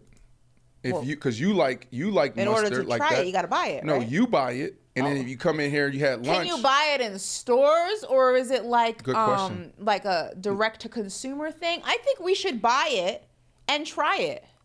See, here go your on slogan the show. again. Here go her Maybe we slogan. have like a couple Brandon doesn't eat hot dogs. We can get Beyond Meat dogs. What kind of dog? Beyond Meat, like Say it again. Beyond Meat dogs, or like Impossible dogs. Hot what? That's not how you say it. You're always trying to correct me. You don't say hot dogs. We can buy a glizzy, as the kids like to call it. Where I'm from, a glizzy is not a hot dog, but whatever. Yeah, we should try that. We should do a taste test here on the show. Would you be down? I'll be down. Okay, cool. Let's Let's look into where we can go ahead and find that. When we get back to Brand Star and in the season, we start doing some cool things in food.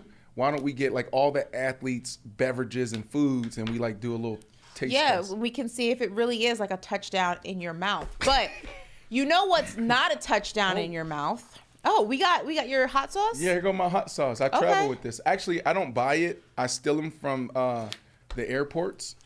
So like every year during football season, I'm in New York once a week, and so not this year, but you sit down, you have food, and they have these little Tabascos.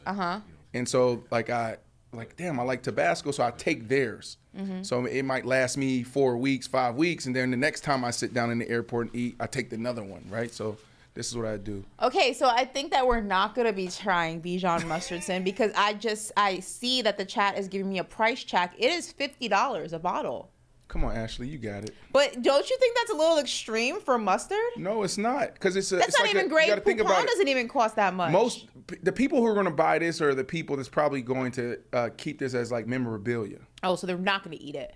Yeah, probably. I'm not. on the site. It says that's for the rookie bottle, but they have 2 bottles for $15.90. Oh, $15.90 is cool. What's the rookie bottle? Hold on. First off, everybody in the chat, see y'all acting like Stephen A. Smith right now. Do the real work. Y'all sitting here giving us some false information. If y'all gonna give us information, y'all gotta be right. Okay. All right. All right. Well, listen, we'll try the mustard, but I know one thing that Brandon won't be trying. Oh my goodness. Is mayonnaise in his coffee. Much like Titans rookie QB Will Levis. He just signed a lifetime deal with Hellmann's Mayonnaise. Now, if you guys don't remember, Will Levis is the quarterback who, yes, puts mayonnaise in his coffee. It's disgusting. Do we have that clip for the No, people don't who show it haven't if seen we do. Here we go. Here we We actually have go. audio. And I have been known to put mayonnaise in my coffee sometimes. You could hear the clumps.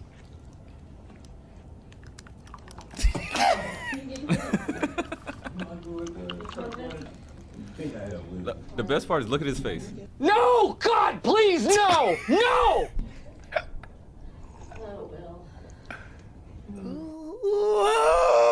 You see that look of confidence? Oh my goodness, yo! It doesn't get any easier to watch that. It's just like, ooh. But you like mayonnaise?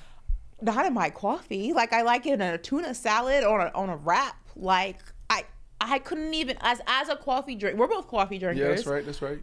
Well, you used to be a coffee drinker. No, I am. I had coffee this morning. I thought you do mocha or matcha. Matcha I do, but I switch on and off. Okay. I can't. You can't? I mean, I dip my grilled cheese in mayonnaise. Would you? How much? How much But to I try can't. it? How much to try it? Why'd you make that face? How much to try it? How much to try it live on paper route? I would need $1,000 in cash. $1,000 in cash. Mm-hmm. No, if I bring $1,000 in cash, I would try it. No, it's not try. You have to drink the whole thing. I mean, but what if it? Nah, but if it's gross, I can't stomach the whole. I will try it. If you throw up, it's better. You can stop. But if but my stomach hurts or whatever, I will do it for $1,000 on live on the show. Okay. All right, mayonnaise we got in it. the coffee. All right. But listen, Say we're no both more. coffee drinkers. Could you envision doing that? Hell no, I can't like the sound effect was gross. It doesn't only turn me off watching this, it turns me off as a wide receiver. I don't want to catch no ball from this guy. And I'm being honest, like, no, y'all think I'm playing. You don't trust his decision making? Come on, man. What? Because think about it. Your quarterback is like a CEO. Your quarterback is someone they just think a little different. They're more buttoned up. Like, they don't do all this wild. That's like what a defensive lineman would do. That is what a defensive lineman would do. So that's the mind. That's his brain. So do you trust this dude? Okay, in the fourth quarter, and A gotta have it game. We win, we end. It's a minute, 15 seconds. We're down by 6. We score, we make the field goal, we win, we're in the playoffs. To go out there and make the right drop back, make the right decision?